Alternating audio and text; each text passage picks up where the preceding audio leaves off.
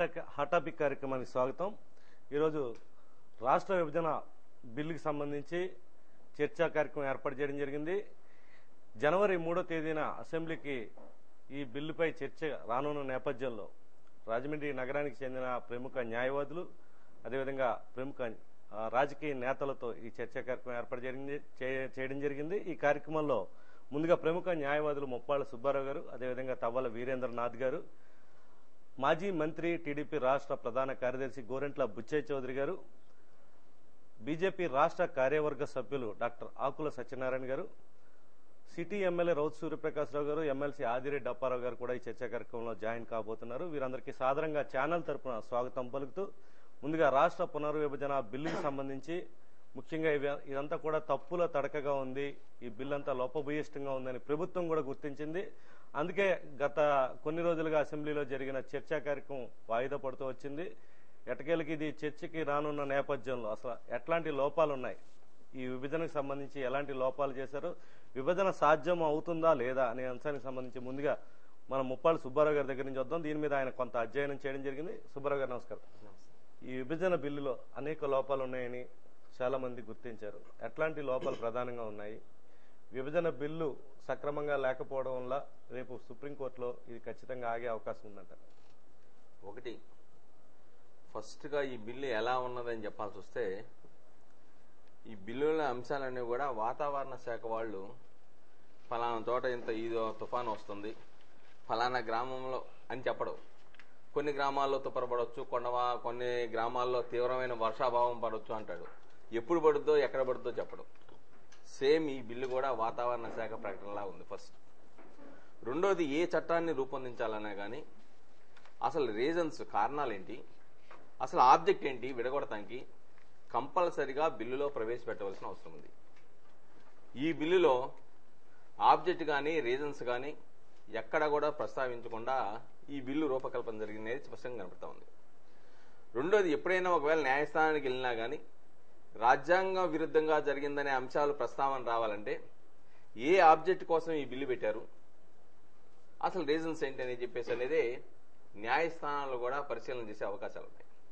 అది చాలా స్పష్టంగా దీంట్లో పక్కన పెట్టారు.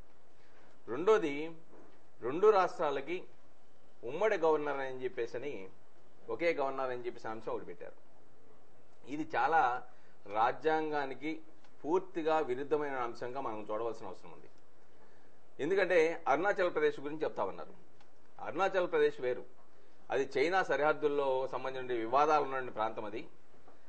కాబట్టి ఇది జాతీయంగా ఉన్నటువంటి సమస్య, అంతర్జాతీయ సమస్య అది, బోర్డర్ అనేది, సరిహద్దులు అనేది. కాబట్టి దాన్ని ప్రత్యేకమైన పరిస్థితుల్లో దాంట్లో గవర్నర్ ద్వారా కేంద్రం అధికారం తన చేతిలో పెట్టుకుంది. అది కూడా ఇలాగ బిల్లు రూపేణ చేయలా, రాజ్యాంగ సవరణ చేసి 371H కింద సవరణ చేసి గవర్నర్కి అధికారాలు ఇచ్చింది. కానీ ఇక్కడ ఆ పరిస్థితులు లేవు. బోర్డర్ సెక్యూరిటీకి సంబంధించిన అంతర్జాతీయ సమస్య లేదు. అదేవిధంగా రాజ్యాంగ సవరణ లేకుండా ఏ విధంగా రెండు రాష్ట్రాలకు ఒక గవర్నర్ పెట్టి అధికారాలు కేంద్ర ప్రభుత్వం తీసుకుంటుంది అనేది రాజ్యాంగం సంబంధించిన ప్రశ్న. అది. రెండోది 371D. దీంట్లో ఏం చెప్తారంటే 371D అనేది ఆర్టికల్ 4 ప్రకారం అధిగమిస్తా ఉన్నామని చెప్తాడు. ఆర్టికల్ 4లో రాజ్యాంగంలో ఏం చెప్తా ఉందంటే షెడ్యూల్ 1, షెడ్యూల్ 4లో ఉన్న అంశాలు మాత్రమే దాని ద్వారా సమస్య పరిష్కారం అవుతుంది. కానీ 371D వచ్చేటప్పటికి రాజ్యాంగం ఆర్టికల్ 368 ప్రకారమే రాజ్యాంగ సవరణ కంపల్సరిగా చేయవలసిన అవసరం ఉంది. దాని మీదే రాష్ట్రపతికి కూడా ప్రత్యేకమైన అధికారాలు ఉన్నాయి. ఎందుకంటే అటార్నీ జనరల్ చెప్పాడు, అనేక మంది జ్యూరిస్ట్ కూడా చాలా స్పష్టంగా 371Dని సవరించకుండా రాష్ట్ర విభజన సాధ్యం కాదు అని చెప్పి స్పష్టంగా చెప్పారు. కాబట్టి 371D ఉండగా ఇది రాష్ట్ర విభజన అనేది రాజ్యాంగ విరుద్ధమైన అంశంగా చెప్తుంది. రాష్ట్రపతికి మరిన్ని అధికారాలు ఉన్నాయి. ఆర్టికల్ 143 ప్రకారం సుప్రీంకోర్టుని దాని మీద అభిప్రాయం అడిగే హక్కు ప్రెసిడెంట్కి ఉంది. ఒకవేళ సుప్రీంకోర్టుని అడిగినా అక్కడ చెప్పవలసింది ఎవరు? అటార్నీ జనరలే. అటార్నీ జనరల్ ఆల్రెడీ ఇచ్చేస్తున్నాడు, ఇది రాజ్యాంగ విరుద్ధమైనది, 371ని అమెండ్ చేయకుండా సాధ్యం కాదని చెప్పేసి. రెండోది, దీంట్లో ఇచ్చిన సమస్యలన్నింటికీ ఎక్కడా కూడా పరిష్కార మార్గాలు లేవు. మేము సాయం చేస్తాం, ఎంత సాయం చేస్తావు, ఎప్పుడు సాయం చేస్తావు అనేది అంశం ఎక్కడా లేదు. అలానే బ్యారేజీలకు సంబంధించి కట్టడాల బ్యారేజీలకు సంబంధించిన అంశాల్లో అప్పులు ఏమైనా ఉంటే అప్పులన్నీ కూడా విభజించబడినటువంటి రాష్ట్రాలు తీసుకోవాలని చెప్తారు. ఆల్రెడీ ఇప్పటి వరకు కొన్ని వచ్చిన అంశాలను చూస్తే ఆల్రెడీ బ్యారేజీ నిర్మాణాలకు సంబంధించిన నిధులు ఏదైతే అప్పులు తెచ్చారో ఆ అప్పులు వేరే కార్యక్రమాలకి ఉపయోగించారని చెప్తా ఉంది. అది హైదరాబాద్ డెవలప్ అవ్వచ్చు, లేకపోతే వెల్ఫేర్ స్కీమ్లు అవ్వచ్చు. కానీ అప్పులు మొత్తం కూడా ఒకవేళ కనుక నిజంగా బైఫర్కేషన్ అయ్యి విడుదల అయిందనుకోండి, సీమాంధ్ర ప్రజలు కట్టుకోవాల్సి వస్తుంది. ఇప్పటికే 1,80,000 అప్పు ఉందని చెప్తా ఉన్నారు. 80,000 కోట్లు. దాంట్లో జనాభా ప్రాతిపదిక తీసుకుంటే 1,00,000 కోట్ల రూపాయలు ఈ రోజున సీమాంధ్ర ప్రజలకు వస్తుంది. ఈ అప్పు తీర్చుకుంటే అప్పు మీద వడ్డీ కడతారా, లేకుంటే వివిధ రూపాలలో జనాభా ప్రాతిపదిక మీద తెచ్చిన అప్పులకు సంబంధించినవి, మిగతా అప్పులకు సంబంధించినవి, లేదంటే ప్రపంచ బ్యాంకు నుంచి ఇచ్చిన అప్పుల దగ్గర నుంచి ఎలా తీరుస్తారు? ఇవన్నీ గనక అప్పుల రూపం కనుక మన మీద పడితే డెఫినెట్ గా విద్యార్థులు స్కాలర్షిప్లు రావు, వెల్ఫేర్ స్కీమ్స్ అమలు జరగవు, ఉద్యోగాలకు జీతాలు రావు, ఆర్థిక పరమైన సంక్షోభం డెఫినెట్ గా దీంట్లో మిళితమై ఉంటాం. రెండోది ఇంకోటి చెప్తుంటే అసెంబ్లీ గురించి చెప్తా ఉన్నారు. ఇది చాలా బాధాకరమైనది. ప్రజలను మోసం చేస్తున్నారు అందరూ. అసెంబ్లీలో తీర్మానం అయితే ఆగిపోద్ది బిల్ అని. 1960లో బాంబే హైకోర్టు బాంబే సంబంధించిన అంశం మీద సుప్రీంకోర్టు రాజ్యాంగ నిపుణుల యొక్క 6గురితో కూడిన రాజ్యాంగ నిపుణులు తీర్పిచ్చారు. దాంట్లో ఏమి ఇచ్చారంటే ఒకటే ఇచ్చారు స్పష్టంగా, బిల్లుని ప్రెసిడెంట్ పంపాలి అనేది మ్యాండేటరీ. బిల్లు అసెంబ్లీకి వచ్చిన తర్వాత లిమిటెడ్ టైంలో, ప్రిస్క్రైబ్డ్ టైంలో కనుక పంపకపోతే డీమ్డ్ టు బి యాక్సెప్టెడ్ అని చెప్పి చేసామన్నారు. ఇంకోటి ఏమన్నా అంటే ఈ బిల్లు చూసిన తర్వాత ఈ బిల్లు పంపారు, ఇక్కడ అసంపూర్తిగా పంపారు. తర్వాత ఈ బిల్లులో కనుక చేర్పులు మార్పులు చేసుకున్నా తిరిగి మళ్ళీ అసెంబ్లీ యొక్క వీసా అడగవలసిన అవసరం లేదు. అంటే ఇప్పుడు కేంద్ర ప్రభుత్వం సీమాంధ్రకు సంబంధించినటువంటి ఈ విభజనకు సంబంధించిన అసెంబ్లీలో పెట్టి అసంపూర్తిగా పెట్టి తర్వాత ఈ బిల్లులో మార్పులు చేర్పుకునే అవకాశం 1960లో సుప్రీంకోర్టు రాజ్యాంగ ధర్మాసనం ఇచ్చినటువంటి తీర్పుని ఉపయోగిస్తారు. ఇది దురుద్దేశపూర్వకంగా చెప్పారు. ఓకే సుబ్బారావు గారు, మళ్ళీ మీ దగ్గర బుచ్చిచౌదరి గారు, మీరు అబ్జర్వ్ చేసిన దాని ప్రకారం ఈ బిల్లులో ఎలాంటి లోపాలు ఉన్నాయి, అసలు ఈ బిల్లు ఆమోదం పొందే అవకాశం ఉందా? రాష్ట్రపతి క్లియర్ గా చెప్పడం జరిగింది, ప్రతి సభ్యుడు మాట్లాడాలి, ప్రతి క్లాజ్ మీద చర్చ జరగాలని చెప్పి క్లియర్ గా నిర్దేశించడం జరిగింది. ఇంతవరకు చర్చ అయితే జరగలేదు. రేపు 3వ తేదీ నుంచి కంటిన్యూ 10 రోజుల పాటు చర్చ జరపడానికి నిర్ణయించారు. ఈ నేపథ్యంలో మీ అబ్జర్వేషన్ లో దాదాపు 3 దశాబ్దాల రాజకీయ జీవితం, మీకు సీనియర్ కాబట్టి ఎట్లాంటి లోపాలు ఉన్నాయి, అసలు బిల్లు ఇదంతా ఏం జరగబోతుంది? మేము ఈ మధ్యకాలంలో పూర్తిగా సమగ్రంగా బిల్లునంతా కూడా పైనుంచి కింద దాకా చూడటం, దాని మీద డిబేట్ చేయడం జరిగింది. చంద్రబాబు గారు కూడా వివిధ అంశాల మీద రోజువారీ పత్రికల ద్వారా కూడా రిలీజ్ చేయడం కూడా చూశారు. మీరు అసలు ఒక ఎయిమ్ అని ఉంటుంది, ఏదైనా ఒక బిల్లు చేసేటప్పుడు లక్ష్యం ఉంటుంది. అసలు ఈ బిల్లుకి లక్ష్యం లేదు, లక్ష్యం చెప్పబడలేదు. ఒక లక్ష్యం తెలంగాణ విభజన అనేది వాళ్ళ లక్ష్యమైనా బిల్లులో చెప్పబడలా. మేము ఈ కారణాల చేత ఇది ఏమిది, ఈ కారణాల చేత చేస్తున్నాం అనేది ఎక్కడ చెప్పబడలా. ఎందుకు చేస్తున్నాం అనేది అసలు మౌలిక లక్ష్యం బిల్లులో ఎందుకు చేస్తున్నాము, ఏ కారణాలు చేస్తున్నాము, ఎలా చేస్తున్నాం అనేది చెప్పాలి. అది ఎక్కడ చెప్పబడలా. రెండోది, ఏ ఒక్క దాని మీద స్పష్టమైన విధానం లేదు బిల్లులో, ఎక్కడ స్పష్టమైన విధానం అనేది లేదు ఎక్కడ. రెండోది, రాజ్యాంగపరంగా కొన్ని నిర్ణయాలు జరిగినాయి.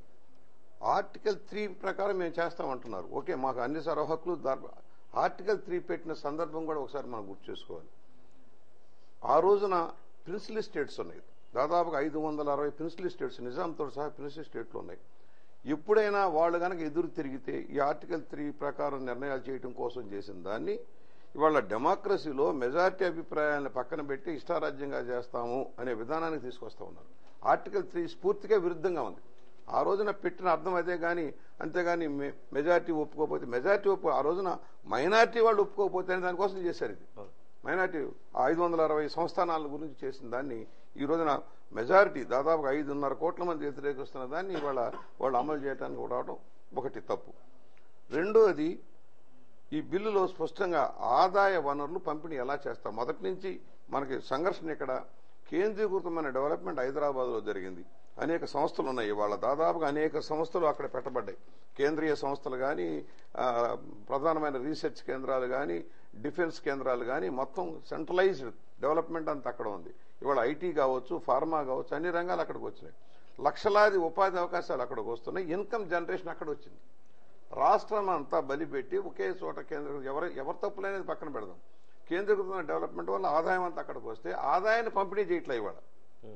బిల్లు స్పష్టంగా లేదు. బిల్లు ఎక్కడ స్పష్టంగా చెప్పాలా? ఒకవేళ రేపు పొద్దున రాష్ట్ర విభజన జరిగితే ఏ ప్రాంతం ఆదాయం అక్కడ జమపడినా ఇవాళ ఏదైతే కేంద్రీకృత డెవలప్మెంట్ హైదరాబాద్ ఏం చెప్పారు? హైదరాబాద్ తెలంగాణలో భాగం, కాకపోతే ఉమ్మడి రాజధానిగా 10 ఏళ్ళు ఉంటుంది. ఉమ్మడి రాజధానికి ఎలా ఉంటుంది? అది దానికి సంబంధించిన నిర్ణయాలని తెలంగాణ ప్రభుత్వం చేస్తుంది. మనం అద్దె కొంపలో ఉంటాం అక్కడ. మర్చిపోబాకండి, మొత్తం నిర్ణయాలు నగరానికి సంబంధించిన నిర్ణయాలు గవర్నర్ ఉన్నా కూడా పరిపాలనలో భాగంగా తెలంగాణలో భాగమే. అయితే తర్వాత శాశ్వతంగా తెలంగాణలో భాగం అంటారు. ఇప్పుడు ఏంటంటే తాత్కాలికంగా గవర్నర్ పరిపాలన అట్లా ఉంటుందన్నా కూడా మనకి ఎలాంటి హక్కులు ఉండవు. డిఫెన్స్ ఇవాళ తెలంగాణ నడిబొడ్డునుంది. నువ్వు ఎలా ఏ జిల్లా నుంచి దాటి వెళ్ళాలి? ఒకవేళ హైదరాబాద్ వెళ్ళాలంటే విజయవాడ నుంచి వెళ్ళాలన్నా కోదాడ నుంచి నువ్వు తెలంగాణలోనే వెళ్ళాలి. కర్నూలు నుంచి రావాలంటే కృష్ణ తుంగభద్ర ఒడ్డు నుంచి నువ్వు మహబూబ్ నగర్ జిల్లా అడుగుపెట్టిన దగ్గర నుంచి నువ్వు రావాల్సిందే. శ్రీశైలం దాటితే అదే పరిస్థితి, ఖమ్మానికి వెళ్ళాలన్నా అదే పరిస్థితి. అంటే నువ్వు తెలంగాణ నడిబొడ్డునున్న హైదరాబాద్కి వెళ్ళటానికి నీకు రక్షణ ఏమన్నా ఉంటుందా? నువ్వు ఇక్కడ నిరోధిస్తాడు, నీ హక్కు అది. ఆ భూభాగాలన్నా వాళ్ళ తెలంగాణ వాళ్ళ హక్కు, నిరోధిస్తారు. అలాగే ప్రాజెక్టులు క్లియర్గా చెప్పాడు. ఆయన ఏమన్నాడు? పోలవరం నీటితల ప్రాజెక్టు జాతీయ ప్రాజెక్టు ప్రకటిస్తారు. కొత్తగా ఏర్పడే 2 రాష్ట్రాల్లో సంప్రదించి కేంద్ర ప్రభుత్వం ప్రాజెక్టు నిర్వహిస్తుంది. అర్థం చేసుకోండి, ఈ సంప్రదింపుల ప్రక్రియ అవుతుందా? నెంబర్ 1, ఎందుకు ఎలా అవుతుంది? ఒకవైపు ఛత్తీస్గఢ్, మరోవైపు ఒరిస్సా దీనికి వ్యతిరేకంగా సుప్రీంకోర్టులో కేసులు వేస్తా ఉంది. దాన్ని వేయించిన వాళ్ళు కూడా తెలంగాణ వాళ్ళే. ఇవాళ తెలంగాణ వాళ్ళు పూర్తిగా వ్యతిరేకిస్తా ఉన్నారు. మరోవైపు తెలంగాణలో ఏదైతే ఉందో ప్రాణహిత నుంచి వచ్చే నీటిని ఎగువ భాగంలో లిఫ్ట్ ఇరిగేషన్ల ద్వారా తరలించిపోతా ఉన్నారు. భారీ నీటి ఎత్తిపోతల పథకాలు దేవాదులు కానీ ప్రాణహిత చేవేళ్ల కానీ భారీ ఎత్తిపోతల పథకాలు ప్రారంభిస్తా ఉన్నారు. పైనుంచి చొక్క నీరు రాదు. ఆల్రెడీ గోదావరిలో శ్రీరామ్ సాగర్కి నీళ్లు రావట్లా. విచ్చేజోరు మన రేపు 3వ తేదీన ఈ బిల్లు ప్రవేశపెట్టిన నేపథ్యంలో మీరు ఎమ్మెల్యేలు ఎమ్మెల్సీలకు ఇచ్చే సూచన ఏంటి? వాళ్ళు ఏ విధంగా మాట్లాడారండి? దీంట్లో లోటుపాట్లు మీరు అడిగారు కనుక లోటుపాట్ల గురించి మనం చర్చిస్తే ఆర్టికల్ 371D ఇది ప్రత్యేకించి ఆంధ్రప్రదేశ్కి సంబంధించింది. ఆ రోజున ముల్కీ రూల్స్ ఇవన్నీ గందరగోళాలు వచ్చినప్పుడు ప్రాంతంలో అన్ని ప్రాంతాలకి న్యాయం చేయడం కోసం ఏర్పాటు చేయబడిన 371D రాజ్యాంగ సవరణ ద్వారా వచ్చింది. ఇది మరలా రాజ్యాంగ సవరణ చేయకుండా ఎట్లా చేస్తారు? 2 రాష్ట్రాలకు వర్తించదు, అవకాశం లేదు. ఇది ఆంధ్రప్రదేశ్కు సంబంధించి స్పష్టంగా ఉంది. లేదు ఇది ఆంధ్రప్రదేశ్కి వర్తిస్తుందంటారు, తెలంగాణకు వర్తించదు. అంటే తెలంగాణలో కూడా మనం కూడా పోటీ చేసి ఉద్యోగాలు సంపాదించుకోవచ్చు. దేశంలో ఎవరైనా సరే పోటీకి వెళ్ళొచ్చు ఓపెన్ కాంపిటీషన్లో. ఆ విధంగా తెలంగాణకే నష్టమే.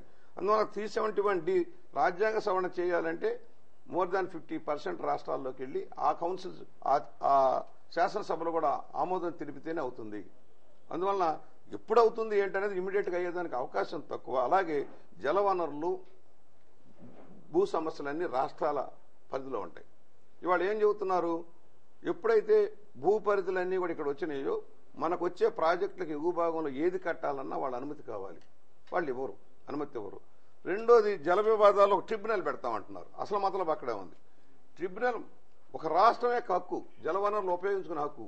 ఇవాళ ప్రాజెక్టుల మీద కూడా ఆ కమిటీకి అధికారాలు దఖలుపరిచారు. దురదృష్టం ఏంటంటే శ్రీశైలం ప్రాజెక్టు ఉన్నా నాగార్జున సాగర్ ప్రాజెక్టు ఉన్నా ప్రాజెక్టుల మీద అధికారం వాళ్ళ వేసే ట్రిబ్యునల్కి ఆ కమిటీకి ఏర్పడుతుంది, అభివృద్ధి కమిటీకి ఏర్పడుతుంది. వాళ్లే నిర్ణయం చేయాలి. మన హెడ్ వాటర్ వర్క్స్ అన్ని వాళ్ళ పరిధిలో పెట్టారు. వాళ్ళు అనుమతి ఇవ్వాలి. ఎంత డిశ్చార్జ్ చేయాలన్నా ఏం చేయాలన్నా వాళ్ళ అనుమతి ఇవ్వాలి. అంటే మనం ఒక చిన్న ప్రాజెక్ట్ ఎత్తిపోతల పథకం పెట్టాలన్నా సరే వాళ్ళ అనుమతి కావాలి మనకి.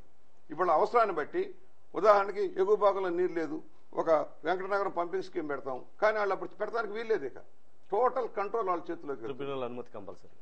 అలాగే పవర్ సెక్టర్లో ఏం చేశారు? ట్రాన్స్మిషన్ లైన్లన్నీ వాళ్ళు గుప్పెట్లో పెట్టుకుంటున్నారు. ఇవాళ ట్రాన్స్మిషన్ లైన్స్ వాళ్ళు గుప్పెట్లో పెట్టుకుంటున్నారు.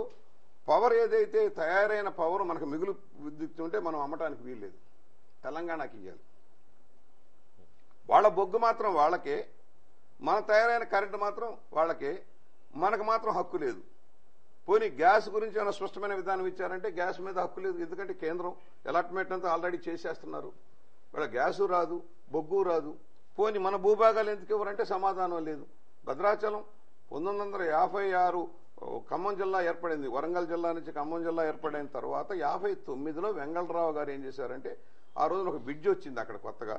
సరే ఇది దగ్గరగా ఉంటుందన్న భావంలో ఒకటే రాష్ట్రం కనుక భద్రాచలం నాగూరు 2 తాలూకాలను కూడా వాళ్ళకి కలిపారు. 59 దాకా కూడా రాజమండ్రి కేంద్రంగాను కాకినాడ కేంద్రంగా ఉన్న జిల్లాలో భాగమే అవన్నీ కూడా, నూగూరు వెంకటాపురం తాలూకాలు అన్నీ కూడాను. మరి భద్రాచలం టెంపుల్ కూడా మీకు తెలుసు కదా, ఆ రోజున గుడి మూలబడితే నీలంరాజు వెంకటశేషయ్య గారు వాళ్ళంతా కలిపి ఆంధ్రప్రభ ద్వారా నిధి వసూలు చేసి దాదాపుగా ఆ రోజులు 8 లక్షలతో టెంపుల్ ఇంప్రూవ్ చేశారు. తెలంగాణ వాళ్ళు చేయలే, అంతకుముందు కూడా మన డబ్బుతోటే కట్టింది. మన ప్రాంతంలో వసూలు చేయని పన్నులనిచ్చే రామదాస్ గారు కట్టారు. ఆయన మన ప్రాంతానికి సంబంధించిన అధికారి, మర్చిపోబకండి. ఆంధ్ర ప్రాంతానికి చంపిన అధికారి ఆ రోజుల్లో. ఆయన మన నిధులతోటే కట్టాడు కనుక ఆయన జైల్లో పెట్టారు, అది వేరే విషయం. అలాగే అశ్వరాపేట తాలూకా కానీ, అదేవిధంగా ఈ రోజున ఏదైతే మన కృష్ణా జిల్లా తాలూకా 40 మునగాల లింగాల పరగణాలు 2 కూడా మనయే, 48 గ్రామాలు. ఎప్పుడైతే 48 గ్రామాల్లో పెరిఫెరీలో ఉన్న నీటి వనరులు కనుక ఉపయోగించుకుంటే పులిచింతల ప్రాజెక్ట్ సక్సెస్ అవుతుంది. పైభాగంలో అడ్డుకట్లయితే పులిచింతలు కూడా రాదు, క్యాచ్మెంట్ ఏరియా రాదు. ఇవన్నీ గాలికి వదిలేసి ఇష్టారాజ్యంగా చేసి బిల్లు పాస్ చేసేయండి అంటున్నారు. ఓకే, బిల్లు పాస్ చేస్తారు, చేయకపోవచ్చు, మా ఇష్టం వచ్చినట్టు మేము చేస్తాం అంటున్నారు. కోర్టులో ఉంది, సుప్రీంకోర్టు ఉంది. ఆర్టికల్ 371(d)ని అమెండ్మెంట్ చేయకుండా, అదేవిధంగా కొన్ని క్లాజులకు సంబంధించి ఎయిమ్స్ ఏదైతే చెప్పలేదో బిల్లు మొత్తం మిగిపోద్ది. బిల్లు కనుక సుప్రీంకోర్టుకి వెళ్తే అది న్యాయ వ్యవస్థకి వెళ్లే పరిస్థితి ఉంది 100%. ఇక్కడ ఏం చేసినా, అల్లరి జరిగినా, చేయకపోయినా ఆటోమేటిక్ ఏదో చేస్తారు. దానికి బిల్లు వ్యతిరేకించైనా పంపిస్తారు, అనుమతించైనా పంపించడం ఖాయం. అది 23వ తారీఖు లోపల పంపించేది ఖాయమైంది. కానీ అదే ప్రామాణికం కాదని వీళ్ళు చెప్తున్నారు. కానీ అదే ప్రామాణికంగా తీసుకున్న సందర్భాలు అనేకం ఉన్నాయి.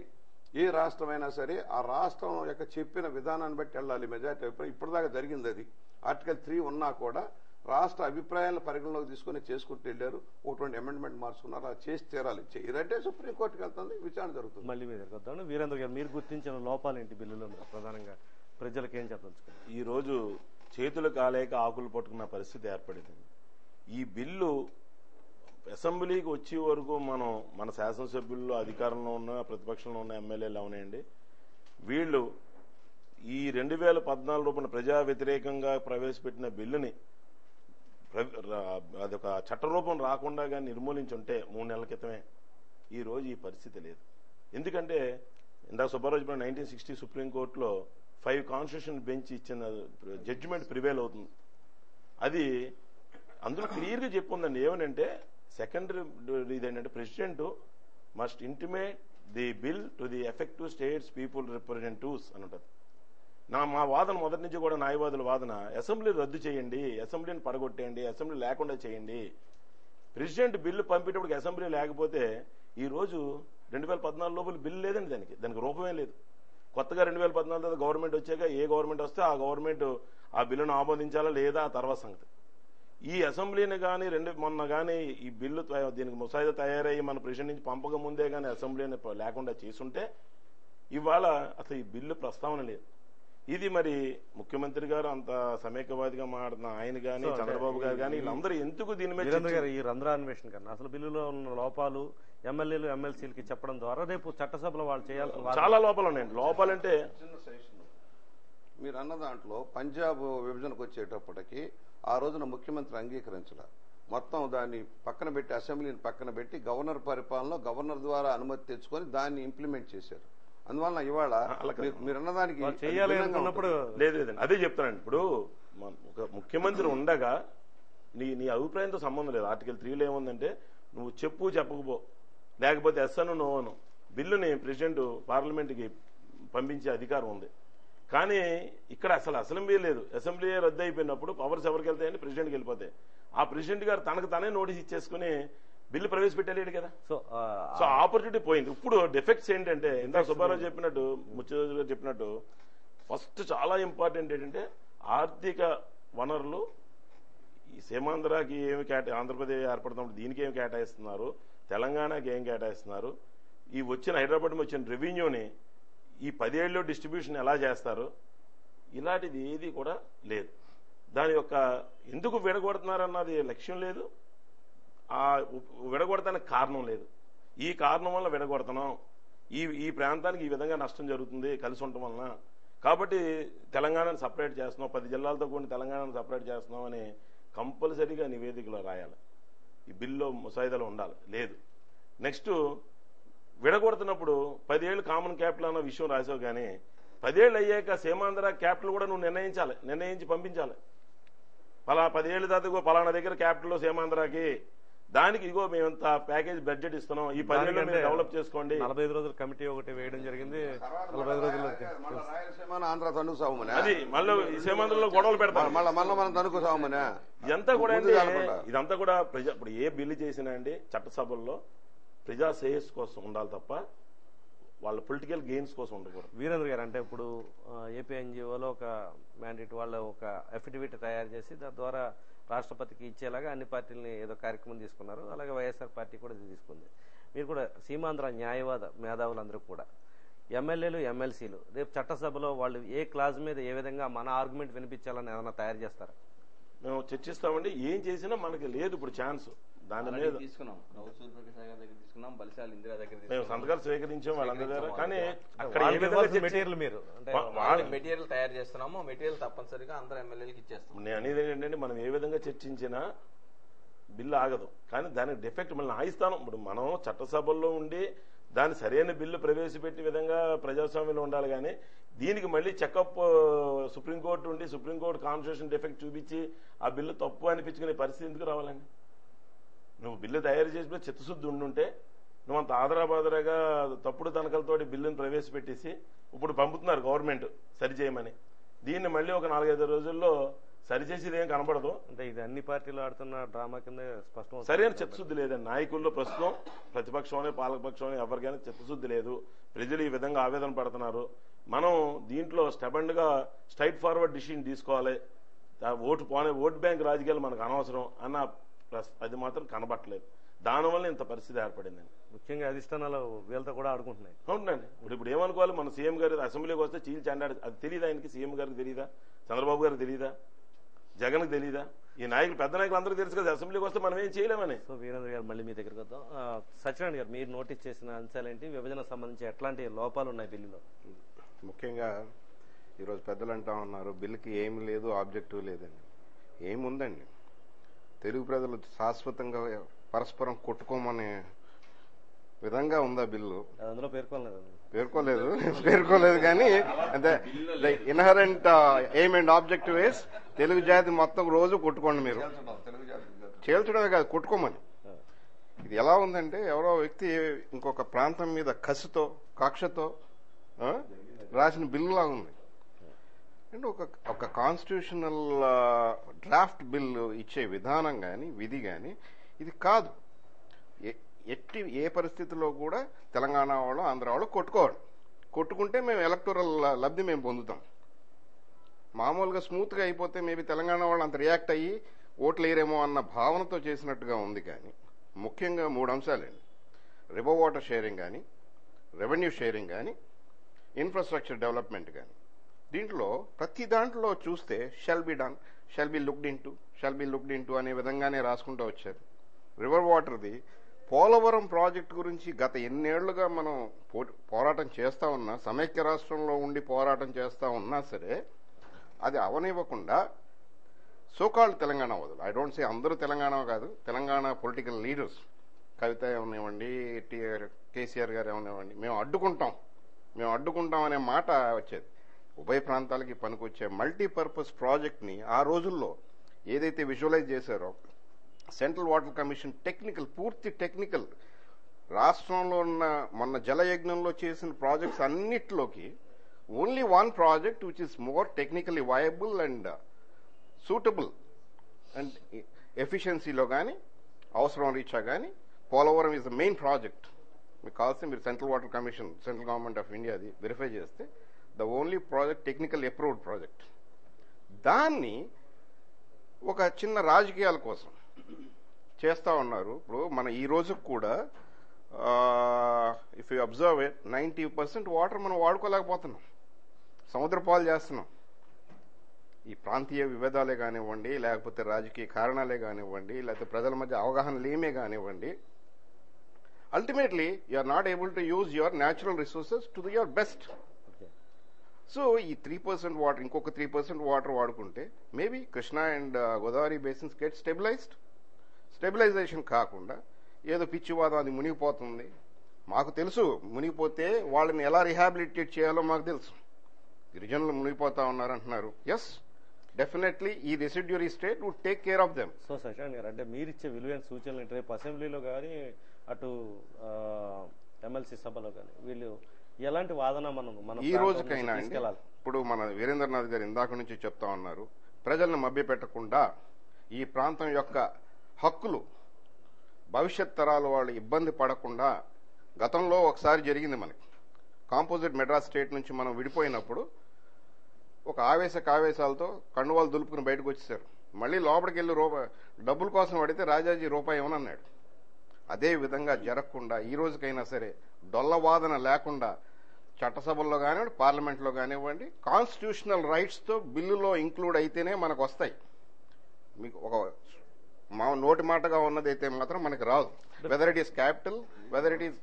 రామనారాయణ గారు, ఒక సమస్య ఏంటంటే ఆ రోజున భాషా ప్రాయుక్త రాష్ట్రాల కోసం ఫైట్ చేసి బయటకు వచ్చాం మనం. కనుక కట్టుబట్టలతో వచ్చాం, మనం కోరుకొని వచ్చాం. ఇవాళ మనం కోరుకోవట్లా, మొత్తం అభివృద్ధి చేసిన వాళ్ళు పొమ్మంటున్నారు. అది తప్పు. ఇక్కడ ఏమవుతుందంటే పొమ్మంటున్న వాళ్ళకేమో ఎక్కువ మేలు చేసి పోమంటున్న వాళ్ళకేమో నష్టం చేస్తామంటే ఇది తప్పు కదా. ఖచ్చితంగా వీళ్ళు అది నోటీస్ చేసి అదే కదా సమస్య అంతా. నేననేది మనం కోరుకున్నా వాళ్ళు కోరుకున్నా అందరూ తెలుగు ప్రజలే, అందరూ ఇండియన్సే, అందరూ భారతీయులే కదా. Ultimately what ever your decision should be, it should have a long term perspective. Long term విషయంలో ఆలోచించి భవిష్యత్తు తరాలకు ఎవరికి ఇబ్బంది లేకుండా.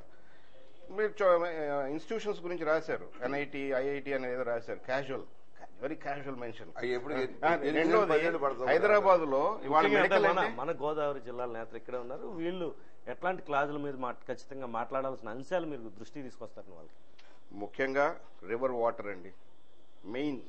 డబ్బులు అంటే రేపన్నా సంపాదించుకోవచ్చు, ప్రకృతిని మనం మార్చలేము, తెచ్చుకోలేము.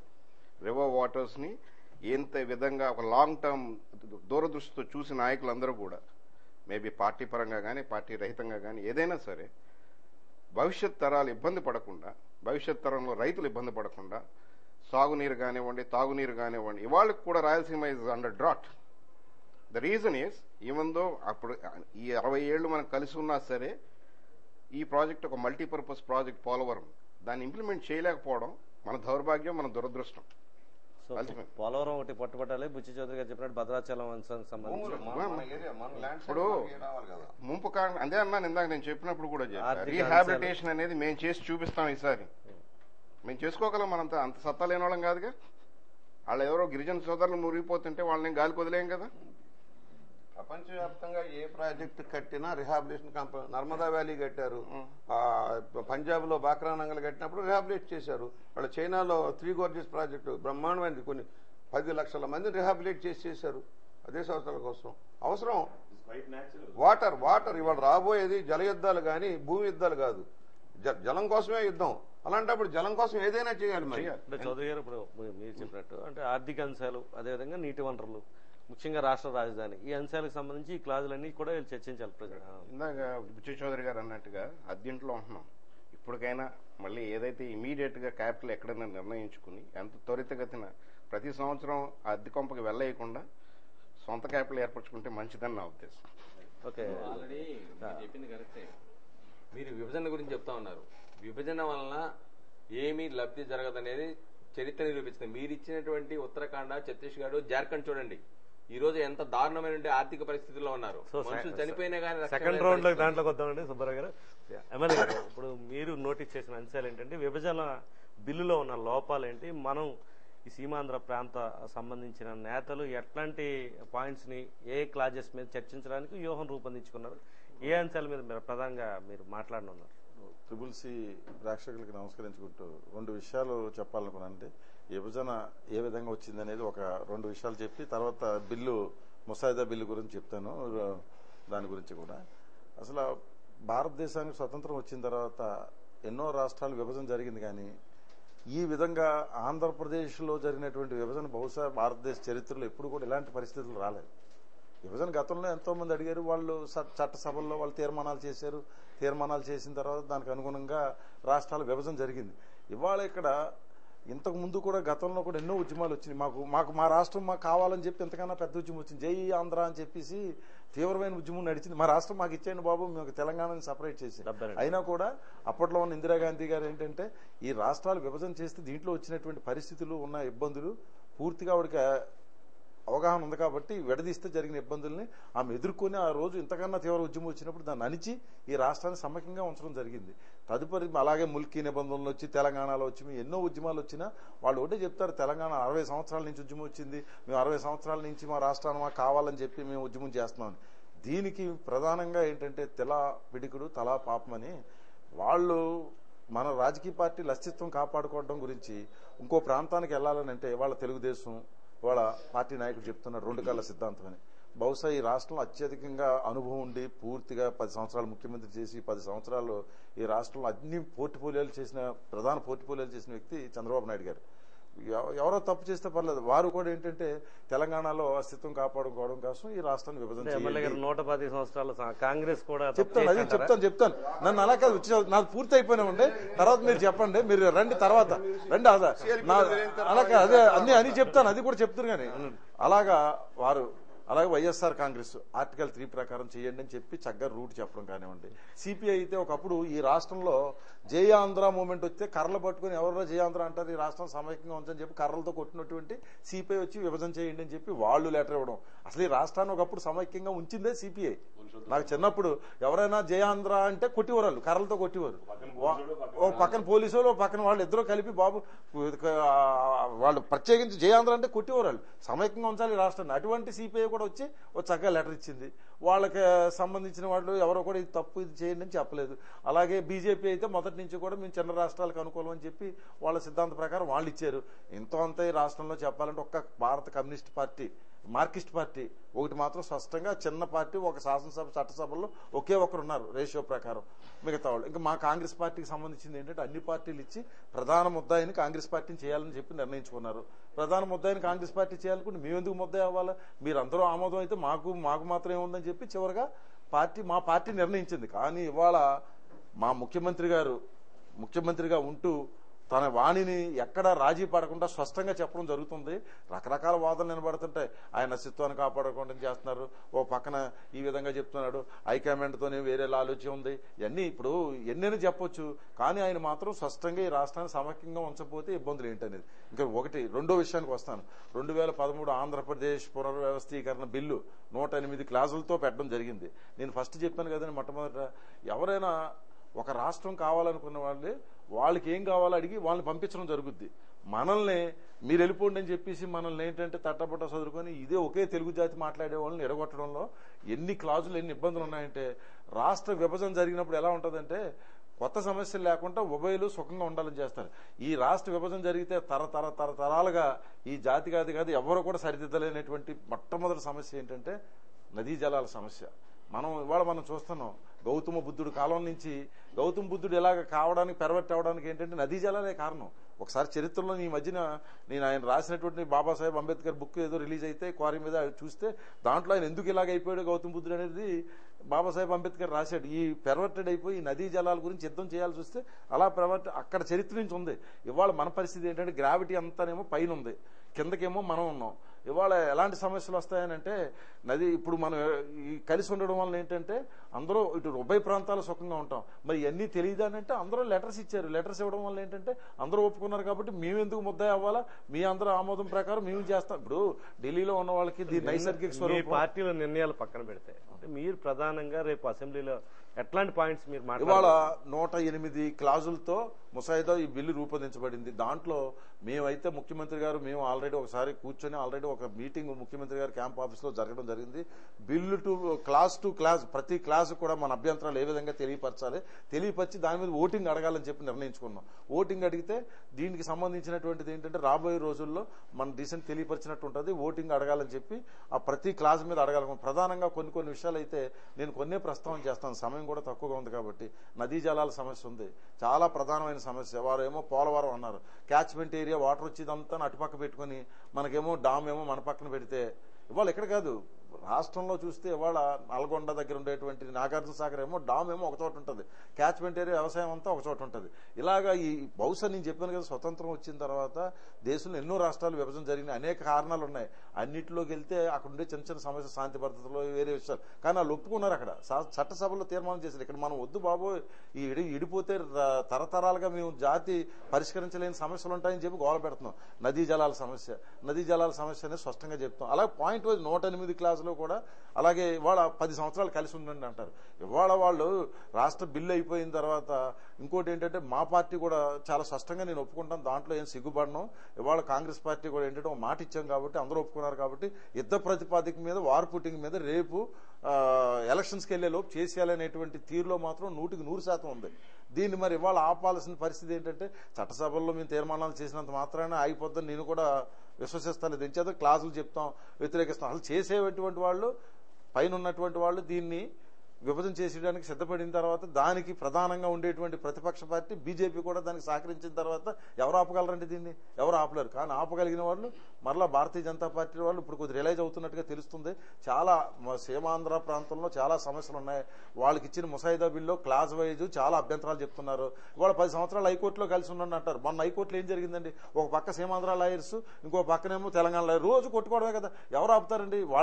వీళ్ళేమో కేసులు వచ్చి వీళ్ళు మన మొదటి నుంచి ఏంటి మన వాళ్ళు కొద్ది కష్టపడే గుణం ఉంది, అలాగనంటే వాళ్ళు బాధపడతారు. ఇవాళ అంత డెవలప్మెంట్, రాళ్ళు రప్పులున్న కొండలు డెవలప్మెంట్ అయినాయి. కేసీఆర్ ఏం మాట్లాడుతున్నాడు ఇవాళ దారుణంగా, నేను స్వయం ప్రతిపత్తి కల్పిస్తాను.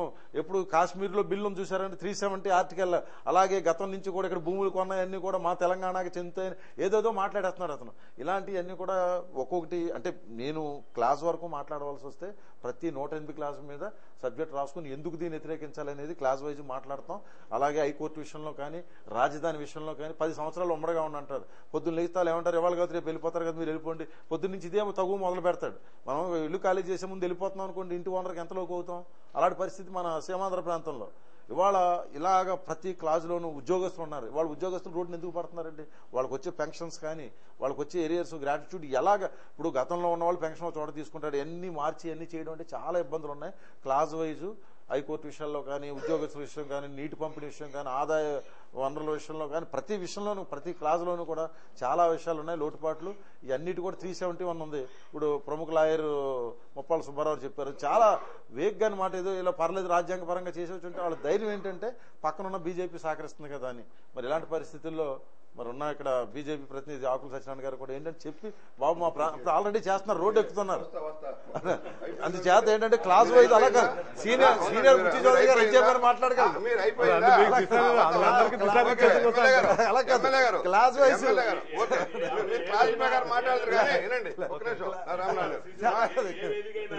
పొలిటికల్ డిస్కషన్ అయిపోతుంది.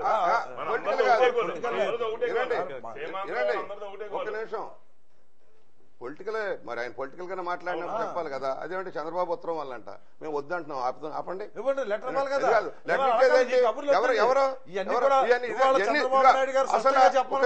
నేను 99లో 72లో అణిగిపోయిన ఉద్యమాన్ని లేవగొట్టి ఈ రోజున సీమాంధ్ర విభజనకి కారణం మీరు, మీ నాయకుడు రాజశేఖర రెడ్డి, మర్చిపోకండి. 2001లో ఢిల్లీ తీసుకువెళ్లి 42 మంది ఎమ్మెల్యేలని ప్రత్యేక తెలంగాణ వాదాన్ని రెచ్చగొట్టింది రాజశేఖర రెడ్డి, కాంగ్రెస్ పార్టీ. ఇవాళ అలా కదండి, ఏ పార్టీ మీద దోస్తారండి? మీ పార్టీ డబ్బులు పెట్టుకొని. తీర్మానం గురించి చెప్తున్నారు, లెటర్ ఇచ్చారు, పార్టీ యూపీలో రాష్ట్ర విభజన చేయమని అసెంబ్లీ తీర్మానం చేసింది, 4 రాష్ట్రాలుగా విడగొట్టమని. అక్కడ తీర్మానం చేసిన దాన్ని ఎందుకు చేయలేదు? విదర్భ ఎందుకు చేయాల? విదర్భ 3 సార్లు పంపించారు. విదర్భ ఎందుకు చేయట్లా? గోర్ఖాలను ఎందుకు చేయట్లా? ఒప్పుకున్నారు కదా రాజకీయంగా. వినండి, ఆయన ఎవరి మీద దోస్తాడు వినండి. ఇవాళ ఒక నిమిషం, నా మీద ఏం దోస్తావు? ఇదిగో అడ్రస్ల కల్లా మీ పార్టీకి సీమాంధ్రలో సిపిఎం అడ్రస్ మళ్ళీ ఎత్తుకోవాలి. ఆ పార్టీ ఈ పార్టీ ఎత్తుకుంటున్నారు నాయకులంతా. ముఖ్యమంత్రి చేశాడు ఆయన, చెయ్యాలి ప్రధానంగా. బీజేపీ అడ్డుకోవాలా? మీకు చేత కాక, మీకు చేత కాదని చెప్పేసి చేయండి, రాజీనామా చేసేయండి. ఎప్పుడే కలిసి మాకు చేత కాదు, రాజీనామా చేయండి. అయ్యా మాకు చేత కాదు, రాజీనామా చేయండి. బీజేపీ కలిసి చూస్తారు. మీకు చేత మీ అధిష్టానం చేసే తప్పుని మీరు ప్రశ్నించి అడగలేక చేతగాక ఒకటే క్లియర్ అండి. ఒకటి చెప్తున్నాను సార్, అసలు మన రాష్ట్ర నాయకులు వెరీ క్లియర్. ఓపెన్ డిబేట్ మాట్లాడుతున్నాం మేము. మీరు ఓపెన్ డిబేట్ ఆడ ఎందుకు ఒప్పుకున్నాడు? మీ బస్సా ఎందుకు ఒప్పుకున్నాడు? మీ బస్సా ఎందుకు ఒప్పుకొచ్చాడు? ఇవాళ అవిశ్వాస ఎందుకు ఒప్పుకొచ్చాడు? తీర్మానం పెట్టిన ఎవరు? మా పార్లమెంట్ సభ్యుడు. ఇవాళ దమ్ము ధైర్యం రెండు రాష్ట్రాలని చెప్పి ఇవ్వమని చెప్పి అక్కడ చెప్పి వస్తారు, ప్రజల్లోకి వచ్చామో నాటకాలు ఆడతారు. అలా కాదు, ఎవరు ఒప్పుకొని వచ్చారు పైన ముఖ్యమంత్రి గారు పెట్టి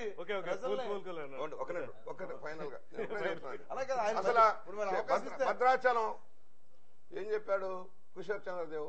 మనకెందుకు భద్రాచలం అన్నాడు ఆయన.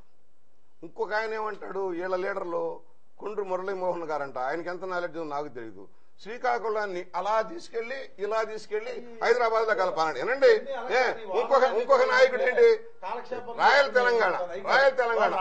ఈ నాయకులే జేడీ శీలం లాంటి వాళ్ళు, పనబాక లక్ష్మి లాంటి వాళ్ళు సరైన అవగాహన లేని కాంగ్రెస్ మంత్రులు ఇవాళ మనకి శనిలాగా దాపురించబట్టే ఈ పరిస్థితి వచ్చింది. వీళ్ళు సక్రమంగా గనక విధానాలు చెప్పుంటే ఒకవేళ విభజన జరిగినా మనకు అన్యాయం జరిగేది కాదు.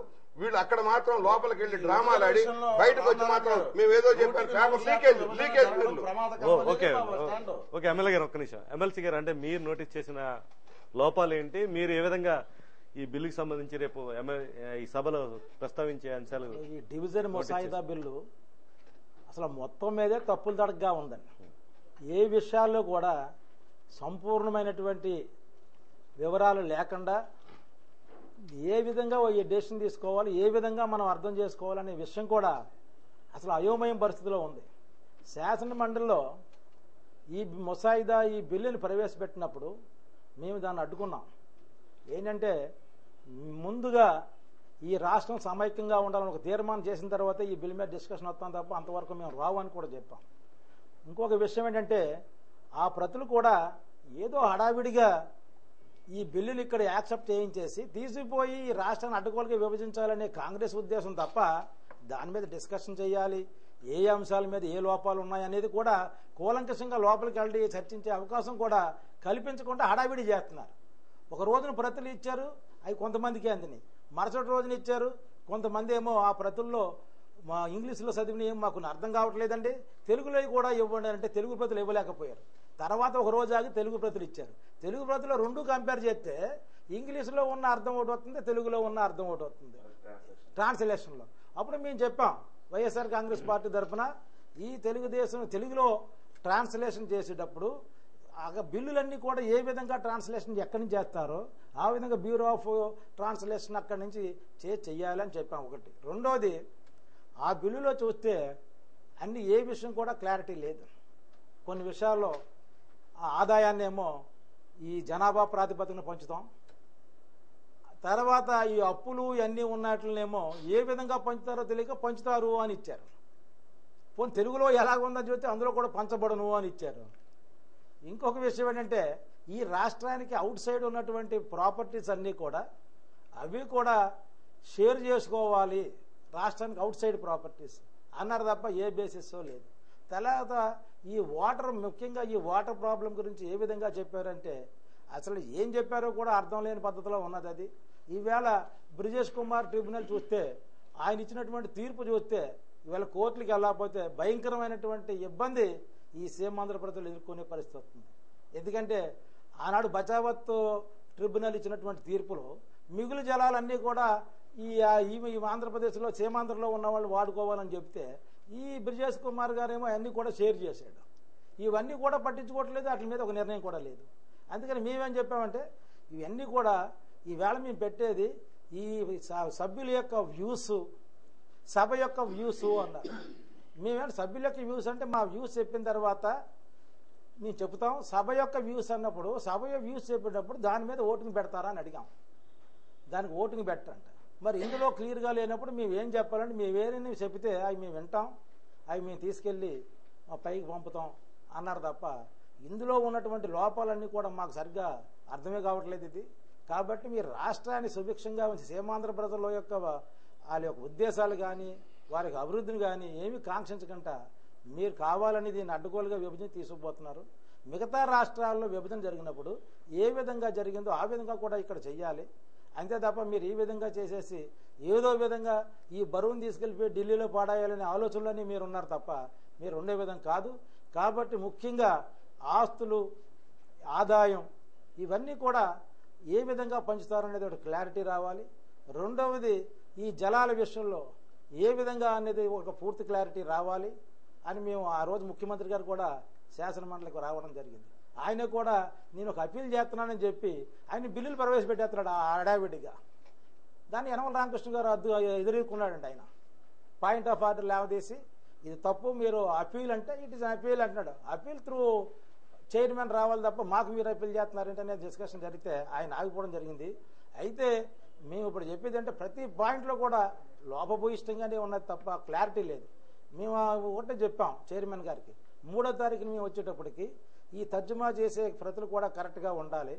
తర్వాత ఏ విధంగా ఆస్తులు అప్పులు పంచుతారు, నీటి వనరులు ఏ విధంగా పంచుతారు, విద్యుత్తుని ఏ విధంగా ఉంటుంది, ఇవన్నీ కూడా సమగ్రమైనటువంటి ఆధారాలతోటి వివరాలతోటి మాకు ఇవ్వాలి. లేకపోతే మేము డిస్కషన్ చేసే ప్రసక్తి లేదు. మేము ధరలా దాన్ని కూడా అది ఎదుర్కొంటాము అని చెప్పడం జరిగింది. అంటే ప్రతి సభ్యుడికి మాట్లాడే అవకాశం అప్పుడు వస్తుంది. ప్రతి మీరు మాట్లాడే సభ్యుడికి పాయింట్స్ 3 ఇంపార్టెంట్ చెప్పండి ప్రజలకు. ఇప్పుడు మాట్లాడంటే ప్రతి పాయింట్ మీద కూడా ప్రతి ఆర్టికల్ మీద మేము డిస్కస్ చేస్తాం, ఏ పార్టీ సరే. ఆ డిస్కస్ పార్టీ పరంగా కాదు, మీరైతే ఏది ప్రిపేర్ అవుతున్నారు? చెప్పేదైతే ప్రతి ఆర్టికల్ మీద కూడా మంచి చెడ్డలు అనేది కూడా డిస్కస్ చేయాలి. ఆ చేసిన తర్వాత దాని మీద ఓటింగ్ పెట్టాలని అడుగుతున్నాను నేను. ఓటింగ్ పెట్టడానికి ఇష్టపడలే. అది ఓటింగ్ పెట్టినప్పుడు సరైన విధానం వెళ్తుంది మనకి. సార్ బిల్ అనేది క్లాజ్ అనేది ఓటింగ్ రావాలి కంపల్సరీ. యూస్ కాదు ఇది. ఏ రాష్ట్రంలో చేసినా తీర్మానాన్ని పాస్ చేశారు. వాళ్ళ మెజార్టీ ఒక క్లాజ్ మీద మాట్లాడిన తర్వాత ఈ క్లాజ్ మేము అంగీకరించట్లేదంటే ఎంతమంది అంగీకరించట్లేదు, ఎంతమంది అంగీకరించారు, ఓటింగ్ ఎట్టి పరిస్థితులు తీయాల్సిందే. ఇది ఆంధ్రప్రదేశ్ మన చట్టంలో ఉంది. అట్లాగే మాతృభాషలో ఇవ్వటం అనేది చట్టం, ఒక చట్టం ఉంది మనకి, మర్చిపోబకండి. ఇంగ్లీష్ లో ఇచ్చారు వీళ్ళు. ఈ చట్టం ఎవరు ట్రాన్స్లేట్ చేశారు? ఆంధ్రప్రదేశ్ శాసనసభ వాళ్ళు చేశారు. రేపు పొద్దున కేంద్రం ఇచ్చిన దానికి దీనికి మౌలికంగా కనుక తేడా వస్తే బాధ్యత ఎవరు వహించాలి? వీళ్ళు ఏదో చేశారు, వాళ్లే ట్రాన్స్లేట్ చేసినప్పుడు అన్ని ప్రజలు ఉర్దూలో పంపించారు, హిందీలో పంపించారు, ఇంగ్లీష్ లో పంపించారు. తెలుగులో ఎందుకు పంపలేదండి? అంటే తెలుగు వాళ్ళు అంటారు చెరచూపా. అక్కడే ట్రాన్స్లేట్ చేసుకోవాలి. రేపు పొద్దున క్లాస్ వారికి తేడా వస్తేనండి ఎవరు ఇక్కడ చేశారు? ఢిల్లీ నుంచి రాలా, ఢిల్లీ నుంచి రాలా, ట్రాన్స్లేటెడ్ ఇన్ హైదరాబాద్. శాసనసభలో అక్కడ ఏదో అక్కడగా చేశారు తప్ప కరెక్ట్ ప్రొసీజర్ లో జరగలేదని. తర్వాత ఇంకోటి చెప్పామండి, మీరు కరెక్ట్ ప్రొసీజర్ లో దాన్ని బిల్లులు మనకి ఇచ్చేటప్పుడు ఏ విధంగా అయితే మీరు దాన్ని ట్రాన్స్లేట్ చేస్తారో ఆ విధంగా చేయకపోతే దానిలో కొన్ని భావం వేరేగా ఉంటే అవి మా అభిప్రాయాలు వేరే ఉంటే నష్టం జరుగుద్ది. ఇది ఒక బిల్లు కాదు. బిల్లు అయితే దానికి ఒక సవరణ ఉంటుంది. బిల్లు కాదు కాబట్టి ఇది రెండు రాష్ట్రాలు 2 ముక్కలుగా విడదీసేది. ఇది దీనికి మళ్ళీ సవరణలు ఉండవు. కాబట్టి దీన్ని ఖచ్చితంగా మాకు పూర్తి ఇన్ఫర్మేషన్ ఇవ్వండి, లేకపోతే జరగదు అని చెప్పడం జరిగింది. ప్రెసిడెంట్కి వెళ్ళాలంటే కంపల్సరీగా తీర్మానం ఆమోదం గాని వ్యతిరేకం గాని తిప్పి తీరాలి. చెప్పాలంటే ఎంతమంది ఒప్పుకున్నారు? ఎందుకంటే ఉమ్మడి రాష్ట్రం ఏర్పడేటప్పుడు తెలంగాణ ఆ రోజున శాసనసభలో బూర్గుల రామకృష్ణారావు ఓటింగ్ పెట్టారు. ఎంతమంది హాజరయ్యారు, ఎంతమంది వ్యతిరేకించారు, ఎంతమంది న్యూట్రల్ అని మొత్తం ఫైండింగ్ ఇచ్చిన తర్వాత ఆంధ్రప్రదేశ్ లో విలీనం అయ్యారు. మర్చిపోబా. అక్కడ 2 రోజులండి, కర్నూలులో 5 రోజులు చర్చ కూడా జరిగింది. మరి గోపాలకృష్ణ గారు, సో మళ్ళీ అసెంబ్లీలో తీర్మానం పరిష్కారం అది ఎంత మాత్రం కరెక్ట్ కాదు. జనాల్లో రాంగ్ ఇండికేషన్ వెళ్తా ఉంది.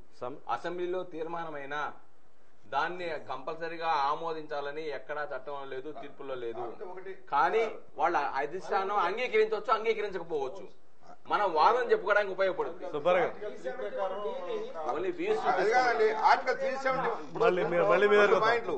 ఆర్టికల్ 371D 371Dని సవరణ చేయకుండా అసలు ఎట్టి పరిస్థితిలో కుదరదు.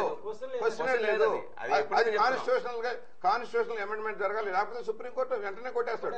ఇదిగో ఉదాహరణకి చెప్తున్నా, రాజమండ్రికి సంబంధించి కేసు నడిచింది. రాజమండ్రికి సంబంధించి స్వతంత్ర హాస్పిటల్స్ వాళ్ళు సుప్రీంకోర్టులో కేసు వేశారు ఇదే దీని మీద 371D మీద. వాళ్ళు ఏం చేశారంటే ఆంధ్రప్రదేశ్ మెడికల్ కాలేజీల్లో కూడా ఇతర రాష్ట్రాలకు హక్కులు కల్పిస్తూ వాళ్ళు తీర్మానం చేస్తే ఇది మా 371D ఉంది, మీరు ఇతర రాష్ట్రాలకు ఇవ్వడానికి కానీ మా వాళ్ళని మీరు తీసుకోవడానికి వీల్లేదంటే సుప్రీంకోర్టు కొట్టేసింది. వాళ్ళని కొట్టేసి ఈ మెడికల్ కాలేజీ వాళ్ళకి అనుకూలంగా తీర్పిచ్చింది 371D మీద. రేపు జరగబోయే పరిణామం అదే. సుబ్బారావు గారు మీరు చెప్పండి. ఇప్పుడు ఖచ్చితంగా ఈ బిల్లుకి సంబంధించి అంతా లోపభూయిష్టంగా ఉందని అందరూ అంగీకరించారు ఏకగ్రీవంగా.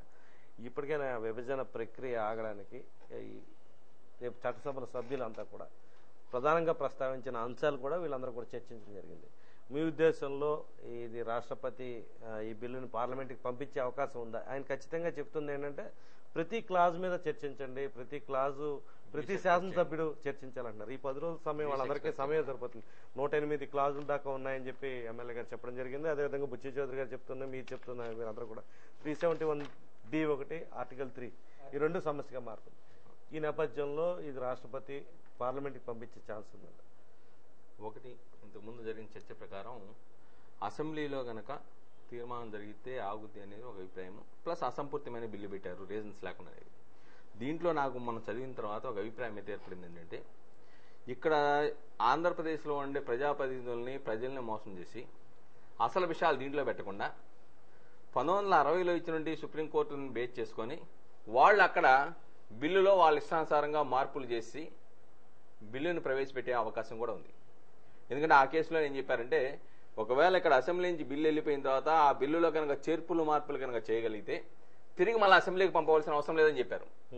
అంటే దీంట్లో ఆ కుట్ర కూడా ఉన్నట్టుగా చాలా స్పష్టంగా ఆ తీర్పును ఉపయోగించుకుంటే ఆ పరిస్థితి వచ్చే ఉత్పన్నమైంది. రెండోది, క్లియర్గా మేము మన సూర్యప్రకాష్ గారు చెప్పారు తీర్మానాల గురించి. యూపీలో ఆల్రెడీ రాష్ట్ర విభజన కోసం తీర్మానం చేసి 2 సంవత్సరాలైంది, కానీ చేయలేం. సరే, ప్రతిపక్షాలు ఆ పక్షాలు ఈ పక్షాలు చెప్పినాయి అంగీకరించాయన్నారు. అంగీకరించినవన్నీ జరుగుతున్నాయి. అంగీకరించినా అంగీకరించమైనా వాళ్ళు మర్డర్ చేయమంటారు, చేసేయటమేనా? ఇక్కడ సీమాంధ్ర ప్రజల నుండి 5.5 కోట్ల ప్రజానం యొక్క ఆత్మాభిమానం, మనోభావాలు, హక్కుల పోరాటం జరుగుతూ ఉంటే వీళ్ళని పరిగణలోకి తీసుకుండా అహంకారపూరితంగా బిల్లుని తీసుకొచ్చేసి ఏదైనా బిల్లు ఇప్పటివరకైనా భారతదేశ చరిత్రలో దొడ్డిదారిన చర్చకొచ్చిందా? ఎజెండా లేకుండా, ఎజెండాలో అంశం లేకుండా ఎక్కడైనా దొడ్డిదారిని వచ్చిందా? ఎందుకు దొడ్డిదారిని ఇంక్లూడింగ్ అసెంబ్లీలో కూడా దొడ్డిదారిని ప్రవేశపెట్టవలసిన దౌర్భాగ్యాల పరిస్థితి ఎందుకు వస్తా ఉంది? దీంట్లో కుట్ర ఉందా లేదా? దురదృష్టం ఏంటంటే బాధపడుతున్నాం మేము, లాయర్లుగా బాధపడుతున్నాం. చిదంబరం లాంటి వాళ్ళు, ఇలాంటి వాళ్ళు 5 దీంట్లో ప్రధాన పాత్రదారులు లాయర్లు. దురదృష్టం అది. 5 లాయర్ల నుండి ఇటువంటి దౌర్భాగ్యమైన బిల్లును ప్రవేశపెట్టారు. బిల్లు ప్రవేశపెట్టిన తర్వాత ముఖ్యమంత్రి ఉండడు, స్పీకర్ ఉండడు, డిబేట్ స్టార్ట్ అయింది. గౌరవనీయ ఎమ్మెల్యే గారు చాలా తెలివిగా తెలుగుదేశం, బీజేపీ ఎట్సెట్రా ఎట్సెట్రా అని చెప్తా ఉన్నారు. 99లో రిజల్యూషన్, 2004లో పొత్తు, సోనియా గాంధీ గారికి ఏమో ఇవాళ అక్కడ గుళ్ళు కట్టేది కాంగ్రెస్ వాళ్ళు. ఇది ఎవరిని మోసం చేస్తా ఉన్నారు? At least now realise. So already ఇక్కడ ఈ బిల్లు మీద సీమాంధ్ర ప్రజానీకము, సీమాంధ్ర ప్రజాప్రతినిధులే ఆపోవచ్చు. ఇట్లా ఈ బిల్లుని మనం క్లియర్గా అర్థం చేసుకోవాలి. కేసీఆర్ కూడా ప్రధానమంత్రికి ఈ బిల్లులో అనేకమైన అంశాలు మాకు అయిష్టంగా ఉన్నాయి, దీన్ని మార్పు చేయమని ఇచ్చాడు. దీని అర్థం ఇరు ప్రాంతాలకు సంబంధించినటువంటి ప్రజలు, ప్రజాప్రతినిధులు ఈ బిల్లుని అంగీకరించాల. కాబట్టి ఈ బిల్లుని ఎందుకు ప్రవేశపెట్టాలి, ఈ బిల్లుని ఎందుకు ప్రొసీడ్ అవ్వాలి, ఇది ఒక ప్రధానమైన అంశం. రెండోది ఏంటంటే, దీంట్లో రీజన్స్, ఆబ్జెక్ట్స్ రాయాల. తొందరగా కంక్లూడ్ చేయాలి. నేను జిఓఎం వాళ్ళది తెప్పించాను. కామన్గా ఫస్ట్ కన్ఫ్యూజ్ అయింది. 63 పేజీలు ఇచ్చారు, 102 పేజీలు ఇవ్వాలని చెప్పేసి. 65 అండి. 60. కానీ దాంట్లో 102 పేజీలే ఉంది. దాంట్లో ఏంటి, జిఓఎం యొక్క ఒపీనియన్స్ ఇచ్చారు, దాంట్లో రీజన్స్ ఇచ్చాడు, ఆబ్జెక్ట్ ఇచ్చాడు. ఏమిచ్చాడు తెలియదు దాంట్లో. ఇక్కడ అసెంబ్లీకి పంపండి. 2 ప్రాంతాల యొక్క ప్రజల అభివృద్ధిని దృష్టిలో పెట్టుకొని, డెవలప్మెంట్ని దృష్టిలో పెట్టుకొని ఈ రాష్ట్రాన్ని విడగొట్టాలని చెప్తాడు గ్రూప్ ఆఫ్ మినిస్టర్స్. ఇంతకన్నా దారుణమైన అంశం. ఆ విషయాన్ని అసెంబ్లీలో ఉన్న ప్రజాప్రతినిధులకు ఇవ్వకపోవడం ఈ ప్రాంత ప్రజల యొక్క మనోభావాన్ని దెబ్బతీయడం అవునా కాదా? దీంట్లో దురుద్దేశపూర్వకమైన ఆలోచన ఉందా లేదా? కాబట్టి ఇటువంటి దురుద్దేశమైన ఆలోచనలతో ఈ బిల్లు ప్రవేశపెట్టారు. ఒకటైతే మేము స్పష్టంగా చెప్పగలం. గతంలో లాయర్స్గా మేము వెళ్ళి దాంట్లో వాళ్ళు ఇచ్చింది ఏంటంటే, క్లియర్ కట్గా ఆ బిల్లు మేము వేసిన రిట్లో దీన్ని ఛాలెంజ్ చేస్తూ విభజనని దాంట్లో వాళ్ళు క్లియర్ కట్గా ఇచ్చారు. సరైన సమయంలో మీరు పిటిషన్ వేయండి, మీ వాదనలు తప్పనిసరిగా వింటామని చెప్పేసి. అంటే అడగొచ్చు మీరు లాయర్లు కదా, సరైన సమయం వరకు మీరు ఇంకా ఆగలేదని. రేపు తర్వాత దీన్ని ఛాలెంజ్ చేస్తూ రిట్ వేసామనుకోండి, మీరు గతంలో ఇల్లీగాలిటీస్, అన్కాన్స్టిట్యూషనల్ జరుగుతున్నప్పుడు మీరు ఏం చేశారని న్యాయస్థానం అడిగితే మమ్మల్ని ప్రశ్న, మా దగ్గర సమాధానం ఉండదు. ఇప్పుడు అడిగే అవకాశం లేదు. కాబట్టి డెఫినెట్గా ఇది రాష్ట్ర విభజన జరగదు. రాజకీయ నాయకులు పొరపాటున కనుక వాళ్ళ ప్రజల అధికారమే ప్రధాన లక్ష్యంగా పెట్టుకొని వాళ్ళు కనుక చేస్తే డెఫినెట్గా న్యాయస్థానం దీన్ని నిలుపు చేస్తానని దృఢమైన నమ్మకం అయితే న్యాయవాదులుగా మాకుంది. అందుకే మేము ఉద్యమాన్ని ఇప్పటికీ కొనసాగిస్తున్నాం. ఓకే, మళ్ళీ మీ దగ్గరికి వద్దామండి. బుచ్చి చౌదరి గారు, ఇప్పుడు తెలంగాణ వాదులేమో చర్చ కోసం పట్టుబడుతున్నారు, సీమాంధ్రులు చర్చను అడ్డుకుంటున్నారు. ఈ విచిత్రమైన పరిస్థితి అక్కడ అసెంబ్లీలో కొనసాగుతున్న పరిస్థితి ఉంది. రాష్ట్రపతి రేపు నెక్స్ట్ స్టెప్ ఏ విధంగా వేసే అవకాశం ఉంది? 23 ఖచ్చితంగా వీళ్ళు చర్చ జరిపినా జరపకపోయినా బిల్లు ఆయన దగ్గరికి వెళ్లే పరిస్థితి అయితే ఉంది. రాజ్యాంగం కంటే కూడా అమలు చేసే విధానాలు ఉన్నాయి చాలా వరకు ఈ దేశంలో. రాజ్యాంగంలో ఏమున్నా మళ్ళీ ఎన్నో అమెండ్మెంట్లు తీసుకొచ్చారు. రాష్ట్రపతి కూడా ఒక జరుగుతున్న అంతకుముందు జరిగిన సంఘటనలు కూడా దృష్టిలో పెట్టుకుని నిర్ణయం చేయాలి. వాళ్ళ అసెంబ్లీ ఏం తీర్మానం పంపిస్తుందని చూడాల్సిన అవసరం. మొన్న డ్రాఫ్ట్ బిల్లు పంపిస్తే తిరిగి పంపించాడు. 371D మళ్ళీ చేర్చారు, దీంట్లో బిల్లులో చేర్చారు. ముందు లేదు, పెట్టకపోతే వెంటనే కొట్టేస్తుంది సుప్రీంకోర్టు ఇమ్మీడియట్ గా. అందుకని ఏం చెప్పారంటే 371Dని కూడా తర్వాత ఏదైనా నిర్ణయం చేయాలని ఆర్టికల్ 4 ద్వారా చేయాలని ఒక ఐటెం పెట్టుకున్నారు. కానీ రేపు డెఫినెట్ గా కాన్స్టిట్యూషనల్ ఫైట్ ఇది భారతదేశంలోనే ఫస్ట్ ఆఫ్ ఇట్స్ కాబోతుంది దీని మీద. ఎందుకంటే మొత్తం మీద ఫండమెంటల్ రైట్స్ మీద కూడా వెళ్తుంది. ఫండమెంటల్ రైట్స్ వెళ్ళి ఏదంటే ఇందాకనే చెప్పాను, ఎవరైతే పంపంటున్నారో అక్కడ డెవలప్మెంట్ పెట్టుకుని అక్కడి నుంచి పంపించేటప్పుడు మీరు ఏదో ఇక్కడ పెట్టండి అనే విధానం అసలు తప్పు. జాతి విద్వేషాలు దీంట్లో ఒకటండి క్లియర్గా. మెయిన్ కుట్రదారు చిదంబరం ఆంధ్రప్రదేశ్ అన్ని రంగాల్లో ముందుకు వెళ్తూ ఉన్న సందర్భంలో దీన్ని దెబ్బతీయటం కోసం ఒక నిర్ణయం చేశారు. మొయిలీ కానీ చిదంబరం కానీ కాంగ్రెస్ పార్టీకి చెందిన నాయకులు ఈ రాష్ట్ర విభజన జరిగితే వాళ్ళకి లబ్ధి. ఇప్పుడు ఐటీ అంతా బయటకు వెళ్ళిపోతుంది, చెన్నై వెళ్ళిపోతుంది, బెంగళూరు వెళ్తుంది, పూనా వెళ్తుంది. ఎవరికి? షిండే గారికి లాభం. ఇక్కడ మన తన్నుకు చేస్తే చిన్న రాష్ట్రం అయిపోతే ఏదైతే భారతదేశంలో అగ్రగామిగా ఎదగాల్సిన రాష్ట్రం మన దురదృష్టవశాత్తు వీళ్ళ కుట్రకు బలైపోతా ఉన్నాం. ఇవాళ ఐటీలో ప్రపంచవ్యాప్తంగా తెలుగు వాళ్ళు టాప్ లెవెల్లో ఉన్నారు. ఇవాళ ఐటీ సీట్లు భారతదేశంలో ఎక్కడున్నా సరే 60% ఆఫ్ ద సీట్లు మెరిట్ సీట్లన్నీ మొత్తం ఆంధ్రప్రదేశ్కి వస్తా ఉన్నాయి. దానికి కూడా ఆయన చేశాడు సుబాల్ గారు, దానికి చిన్న కొర్రీ పెట్టేసి మళ్ళీ ఆపాడు. ఆమె మన మంత్రి గారు ఉంది, మంత్రిని గారు, ఆమె చేతులు ముడిచి కూర్చుంది కానీ ఏమీ చేయలేకపోయింది. ఆయన పని ఆయన చేసేంటే కొర్రీ పెట్టేశాడు. ఈ సీట్లు మన రాష్ట్రానికి సంబంధించి కట్టెలు చేసి మిగతా వాళ్ళకి పంచేలాగా చేశాడు. అంటే అలాంటి ఉన్నత స్థానానికి వెళ్తున్న రాష్ట్రాన్ని దెబ్బతీయటంలో వీళ్ళు ప్రముఖ పాత్ర వహిస్తూ ఉన్నారు. ఇప్పుడు ఏమంటారు,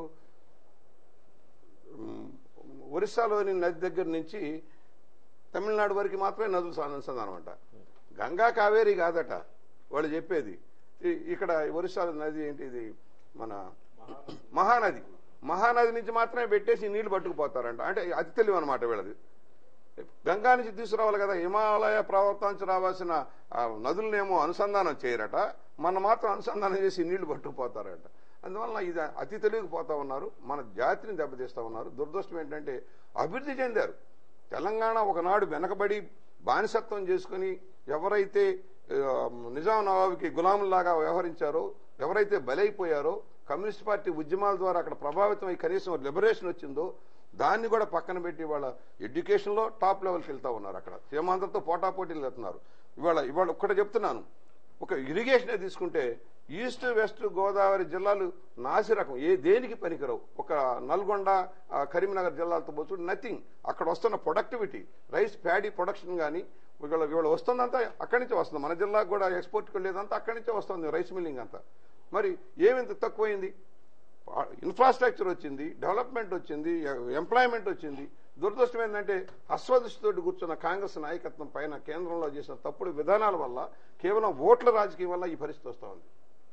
అక్కడ ఒకళ్ళ పొత్తు కలవచ్చు, ఇక్కడ ఇంకొక పొత్తు కలవచ్చు, సీట్లు ఎట్లా కొట్ట వస్తాయనే ఉద్దేశమే కానీ రెండుకి చేయడం రావడం అయిపోతుంది.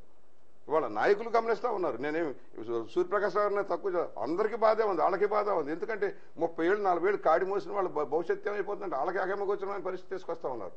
కేవలం వాళ్ళ స్వార్థం. ఎవరు చెప్పినా ఇంటి వల్ల. దురదృష్టం ఏంటంటే కేంద్రంలో ఉన్న మన మంత్రులు వాళ్ళ స్వార్థం. ఒక్కొక్కరికి 20,000 25,000 కోట్లు బొక్కలు ఉన్నాయి బ్యాంకుల్లో.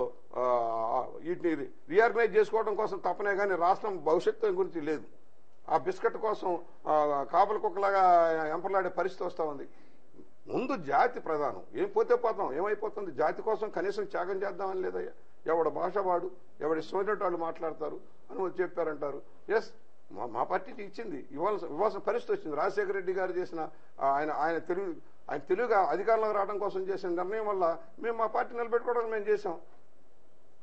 సో మన సమయం వీరేంద్ర గారు ఫైనల్గా మీరు ఇచ్చే సూచనలు ఏంటి?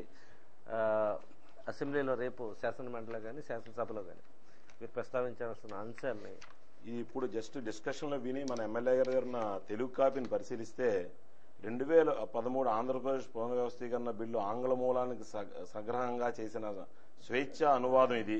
ముఖ్యాంశాలను మాత్రమే ఇందులో పొందుపరచడమైనది.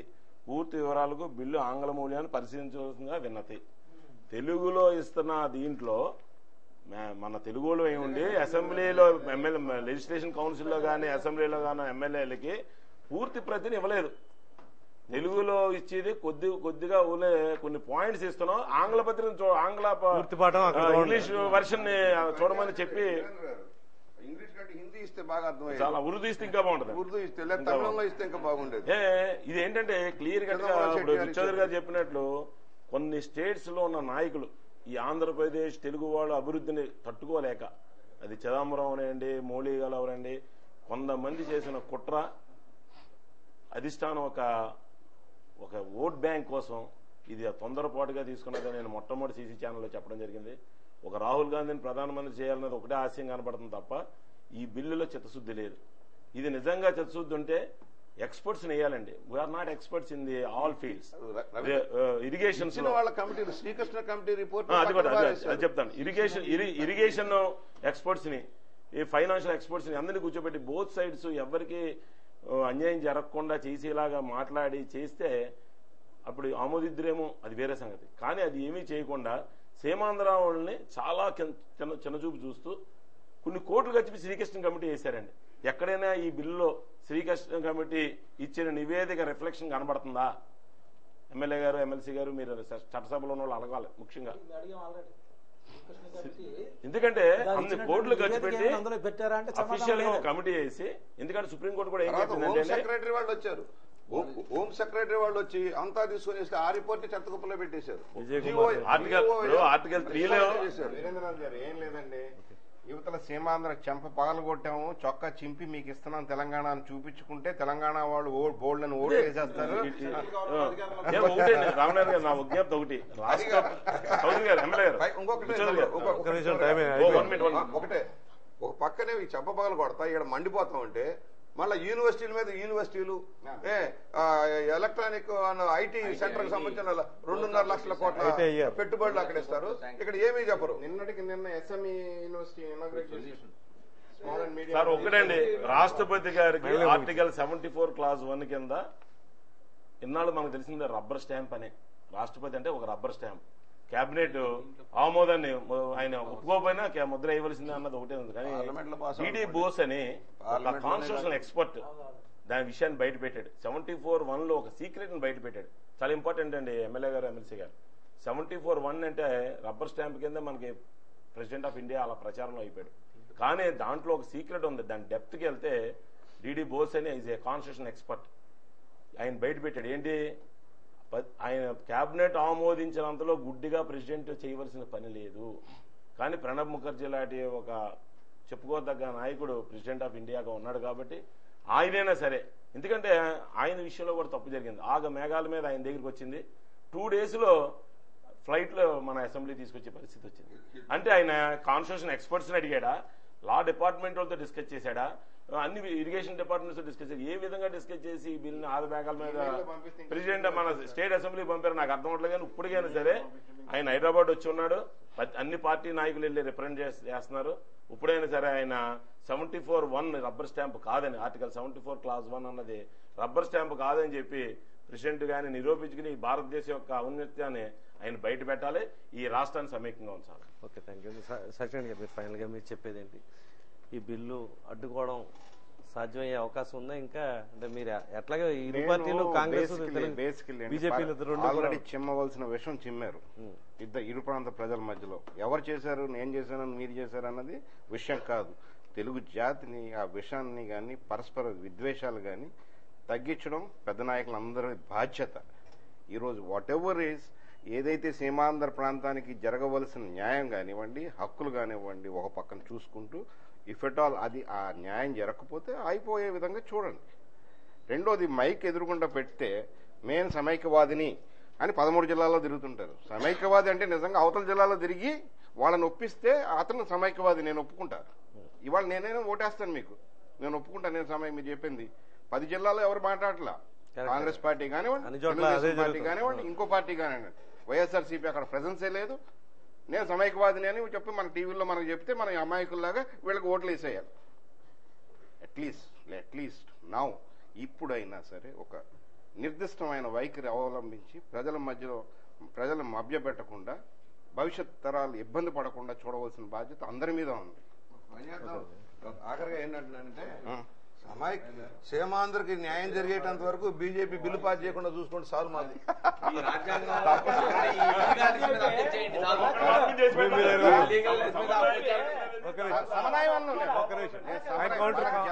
జరిగే వరకు బీజేపీ చేసేది మీరు బీజేపీని బతిమాలాలి కదా. నేను చెప్తానేనండి, సమన్వయం బీజేపీ ఎవరెవరు అంటే ఎట్లాగా ఉరికే లేదు. వైఎస్ఆర్ మీ ఫైనల్ మీ దగ్గరికి వస్తాం. ఉందా అంటున్నాడు. మనం ఎన్ని చెప్పినా మనం రాచరిక వ్యవస్థలో లేము, ప్రజాస్వామ్యంలో ఉన్నాం. ప్రజలచే ఎన్నుకోబడినటువంటి ప్రజాప్రతినిధులతో నడపబడినటువంటి చట్ట సభలు ఉన్నాయి. చట్ట సభల్లో బిల్లులు వచ్చినప్పుడు దానికి అభ్యంతరాలు పెట్టి ఓటింగ్ జరిగింది. ప్రతి సందర్భంలో జరుగుతుంది చట్టసభల్లో. దానికి ప్రెసిడెంట్ జరుగుతుంది. కానీ ఇవాళ దీనికోలాగా దానికోలాగా ఉండదు కదా. ఇవాళ ఈ రాష్ట్రానికి సంబంధించిన విభజన ఎంతకన్నా ఇంకా గొప్ప బిల్లు ఏంటి ఇది? ఈ రాష్ట్ర ప్రయోజనాల్లో రాబోయే తరతరాల్లో ఈ తీర్చలేని సమస్యలు ఎన్నీను. ఇప్పుడు ఎవరైనా రాష్ట్రాన్ని విభజిస్తే ఉభయ ప్రాంతాలు సుఖంగా ఉండాలని ఎంతకన్నా మంచి బిల్లు లేదంటారు. బిల్లు కాదు, బిల్లు మంచి బిల్లు అంటే కాదు. ఈ బిల్లు వల్ల అలా కాదు. ఈ బిల్లు వలన రాబోయే రోజుల్లో తీర్చలేని సమస్యలు ఉన్నాయి. ఇలాంటి సమస్యల్ని మనం చట్టసభల్లో ప్రతి క్లాస్లో ఎంత స్పష్టంగా చెప్పినట్టుగా ప్రతి క్లాస్ వైజ్ కూడా మేము ఓటింగ్ అడిగి దాన్ని వ్యతిరేకిస్తూ మా డిసిషన్ తెలియపరుస్తాం. దీంట్లో స్పష్టంగా మేమంతా ఉన్నాం. సీమాంధ్ర ప్రాంతానికి సంబంధించిన రోజు మేమందరూ కూడా దీని మీద క్షుణ్ణంగా మాకు ఆల్రెడీ ఒక ట్రైనింగ్ క్లాస్ కూడా అయ్యింది. దీని మీద స్పష్టంగా వ్యతిరేకిస్తాం. తప్పనిసరిగా అవసరమైతే దీనికి సంబంధించి కూడా మా పార్లమెంట్ సభ్యుడు కూడా అరుణ్ కుమార్ గారు కూడా దీని మీద ఇవాళ చాలా ఆయన 5 రాష్ట్రాలకు ఇన్ఛార్జ్ చేశాడు. ఇవాళ ఏంటంటే సస్యశ్యామలంగా ఉన్న ఆంధ్రప్రదేశ్ విడిపోవడానికి అఖిలపక్ష మీటింగ్ పెట్టినప్పుడేమో అఖిలపక్షానికి సంబంధించి ప్రధాన ప్రతిపక్షమే అటెండ్ అవ్వలేదు అక్కడ.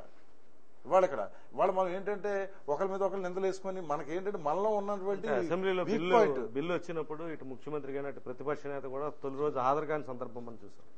అట్లాంటి పరిస్థితి అదే నేను అంటున్నాను. ఇప్పుడు ఇవాళ ముఖ్యమంత్రి గారు ఆయనకు ఉండేటువంటి తీవ్రంగా ఫీవర్ జ్వరంతో ఉండే అటెండ్ కాలేదనేటువంటిది మనం ఆ రోజు చూసాం. తర్వాత అలాగే ప్రధాన ప్రతిపక్ష నాయకుడు ఉన్నాడు. మరి ఆయన ఏ కారణం వల్ల అటెండ్ అవ్వలేదో మరి వారికి సంబంధించినటువంటి ఛాంబర్లు ఉంటే హౌస్ లోకి రావాలి కదా. హౌస్ లోకి రాకుండా అలా కాదు ఛాంబర్ లోనే వస్తున్నారు. వాళ్ళు అదే అంటున్నాను. ఢిల్లీ కూడా వెళ్ళలేదు. ఢిల్లీ కూడా అలా కాదు. ఢిల్లీలో అఖిలపక్షం జరుగుతుంది. డిబేట్ పెడతామని చెప్పకుండా అప్పటికప్పుడు డిబేట్ చేసామని మీరు గాలి నడిపించుకున్నారా? తెలుగుతో ఎలా నడుస్తుందనంటే నువ్వు తప్పు చేశాడు, నువ్వు తప్పు మీరు ఏం చేశారు అక్కడ?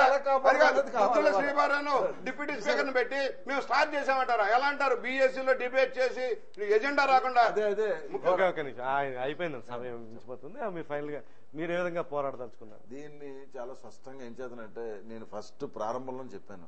రాష్ట్ర విభజనలు జరుగుతున్నప్పుడు ఆ రాష్ట్ర రాబోయే తరతరాల్లో తీర్చలేని తగులు ఇవన్నీను కొత్త తగులు తెచ్చి రాష్ట్రాన్ని మీరు మరి దీని జీవితాంతం తన్నుకొని చావండి అంటే ఎవరు తీర్చలేరు. ఇవాళ నదీ జలాల సమస్యలు కానీ రాష్ట్ర విభజన విషయంలో జరుగుతున్నటువంటి షేరింగ్ ఆఫ్ ఇవాళ కోల్ అని అన్ని చాలా ఉన్నాయి. కోల్ ఒక ప్రాంతంలో ఉంది. ఇలా చాలా రకరకాల చర్చ కోరుతున్నారు. మన వాళ్ళు చర్చని అడ్డుకుంటున్నారు. ఎందువల్ల? లేదు చర్చ వాళ్ళు కోరడం ఏంటంటే మనం అడిగింది గౌరవ సభ్యులు బుచ్చి చౌదరి గారు చెప్తున్నట్టు మనం అడిగింది ఏంటంటే బీఎస్సీలో చర్చకు వచ్చి బీఎస్సీ నుంచి ఎప్పుడు ఎలా చేయాలనుకున్నాం.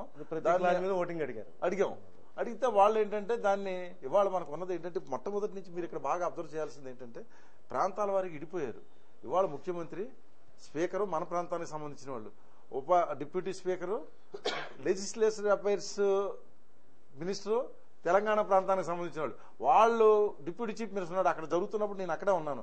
డిప్యూటీ చీఫ్ మినిస్టర్ కారాల మీరే బిల్లు వచ్చిందని మీరు ఎందుకు సభలో పెట్టరు, నేను సంగతి తేల్చేస్తామని చెప్పేసి ముఖ్యమంత్రి ఎక్కడున్నాడు అని చెప్పి ఆయన చాంబర్ దగ్గరికి వెళ్ళడం వీళ్ళు ఇప్పుడు మనకేంటంటే యాక్చువల్ షెడ్యూల్ ప్రకారం హౌస్ ఏంటంటే మనకి డ్రాట్ ఈ మధ్యకాలంలో సైక్లోన్ అన్నీ ఉన్నాయి, దాని మీద మనం ఇచ్చాం ఫస్ట్.